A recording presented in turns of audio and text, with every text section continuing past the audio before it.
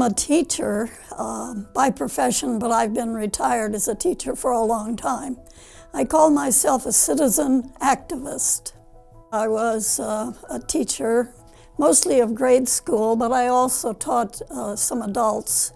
But after I had children, I really didn't have a full-time job again till at least they grew up, you know. So I was a VISTA volunteer with Rural Action, our local group that does so much good for the environment and the community here, Rural Action. History has always been a big interest of mine. And in fact, when I was in high school, my mother wanted me to finish early. So the most credits I could get was 15. She signed me up for a credit by mail. So it took me 2 years to work on the history of Western civilization, you know, writing answers to the things that were sent from University of California, Berkeley. So history was always a big interest of mine. And so that was part of why I married a historian, which has kept me interested and active in the field. My mother was a teacher, and my grandmother was a teacher, and so it seemed like a natural fit. I was a good student, and I enjoyed school and learning things and so on, and so teaching was something that I think I came to quite naturally. During World War II, when I was in 8th grade, 7th and 8th grade, and out in Nevada, a lady came to town. This was a base, actually, the Naval Ammunition Depot in Hawthorne, Nevada. And her husband was stationed at the base. She found there were no Girl Scouts there. She was a proponent of Girl Scouts, so she started a troop of 7th and 8th and 9th grade girls. And in those days, those were still juniors. They didn't have the intermediate cadet group that they have today.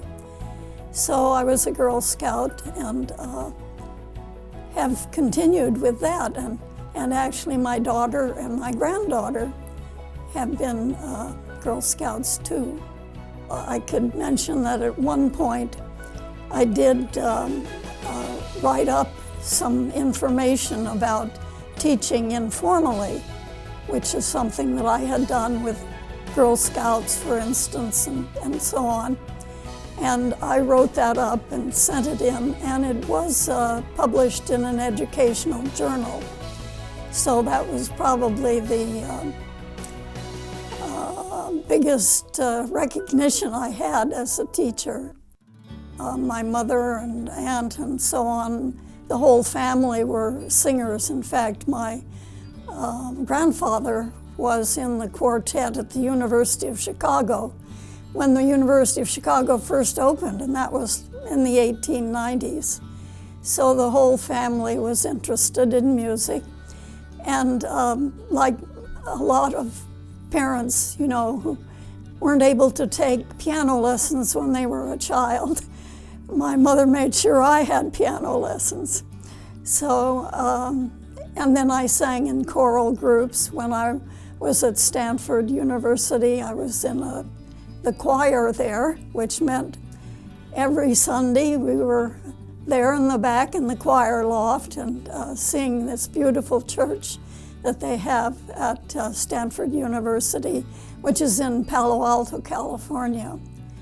So music was certainly one of my interests, but I've already mentioned history and how much history has meant to me. Then in addition, like my mother, I have been active in the community, serving with various groups, especially the League of Women Voters and the American Association of University Women and Girl Scouts. Those are probably the ones that I entered the first, you know, and have stayed the longest. Now I'm a 50-year member of the League of Women Voters. My mother She was a very active person. She died too young. She died of cancer at age 57. And now I'm 87, so I've had a much longer life than she.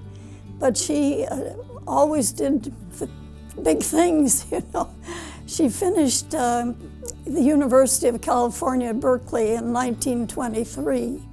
And she was a teacher. She was a businesswoman. And when we were living in Nevada, where I grew up, the home farm is irrigated. And she would go out and do the irrigation, sometimes spell my dad and help out that way. So, and she was the only woman in the Nevada House of Representatives in 1937. So she was active in politics. And she was probably the person that I found the most inspiration from. Life circumstances you have as a child make a difference. For instance, my dad took me up to Lake Tahoe in the summer of 1937 when I was 5 years old. And actually he died that winter. So it was an introduction to the beautiful Sierra Lake, gem of the Sierras. And so I would say that that was something in particular that I remember that in addition to the things my mom did. There's a poet, Edna St. Vincent Millay, and she has a poem called The Pioneer, actually, but it ends, and I'm not always sure I can quote this properly, but it ends, "Forget the legacy, take up the song," which is, what I would have hoped that the things that I've done in my lifetime will be seen. If others can do similar kinds of things or just inspired in some way. For instance, I've been taking, the place where we are now is the Athens Community Television Studio. And I've had a program here since 2006 called Women Today and Yesterday. And it's mostly about women of yesterday, women from history. Not that I don't like men or anything like that. I've been married for 65 years and have 2 sons in addition to a daughter. So, and I had lots of uncles because when my mom was a young girl, that was before the days of contraception, and people had larger families. Her mother, who was my grandmother, Elizabeth Mary Ranney Hatch, was not married till she was 28 years old. And by the age of 40, she'd had 8 children, 6 of whom lived to grow up. And so I had some wonderful aunts and uncles. So the life that you live, according to your life circumstances, are very important.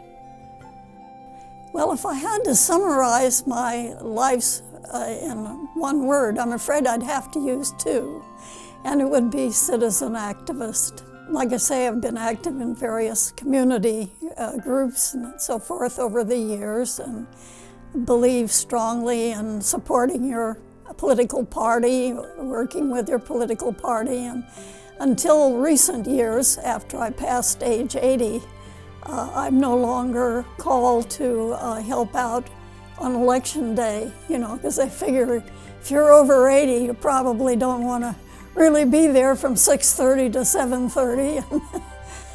I would like to be remembered as a citizen activist, as someone who was concerned about the community and was active in community groups and made sure to do your voting and so forth. And That's how I would like to be remembered.